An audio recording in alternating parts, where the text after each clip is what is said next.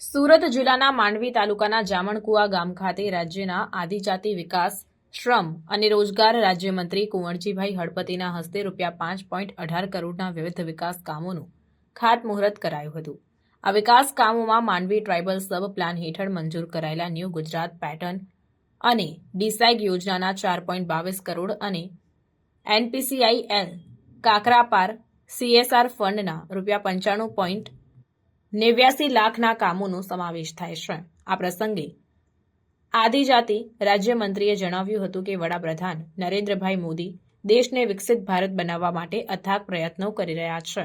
છેવાડાના ગરીબ માનવીઓને પગભર બનાવવાની સાથે તેઓ આર્થિક રીતે સ્વાવલંબન બને તે માટે સરકાર સતત પ્રયત્નશીલ છે. મંત્રીએ ગામ, તાલુકા, જિલ્લાઓ અને રાજ્યના સહકારથી દેશને વધુ વિકસિત બનાવવા માટે સૌને સંકલ્પબદ્ધ થવા આહવાન કર્યું હતું.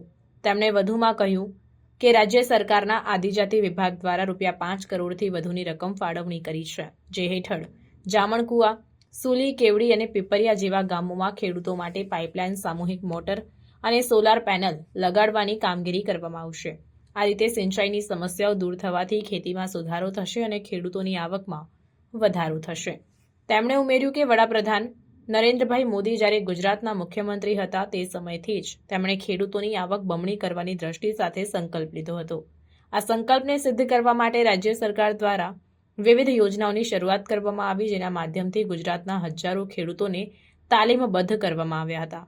આ તાલીમ દ્વારા ખેડૂતોની ખેતીની પદ્ધતિમાં મહત્વપૂર્ણ પરિવર્તન આવ્યું હતું.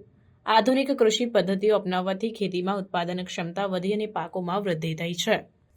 આ પ્રસંગે માંડવી તાલુકા પંચાયતના પ્રમુખ દિલીપભાઈ ચૌધરી, જિલ્લા પંચાયતના સભ્ય રોહિતભાઈ પટેલ અને અનિલભાઈ ચૌધરી, સિંચાઈ વિભાગના કાર્યપાલક ઇજનેર વીઆર પટેલ, મામલતદાર મિસ્ત્રી, તાલુકા વિકાસ અધિકારી રવિન્દ્રભાઈ સોલંકી સહિતના અધિકારીઓ તેમજ ગ્રામજનો ઉપસ્થિત રહ્યા હતા.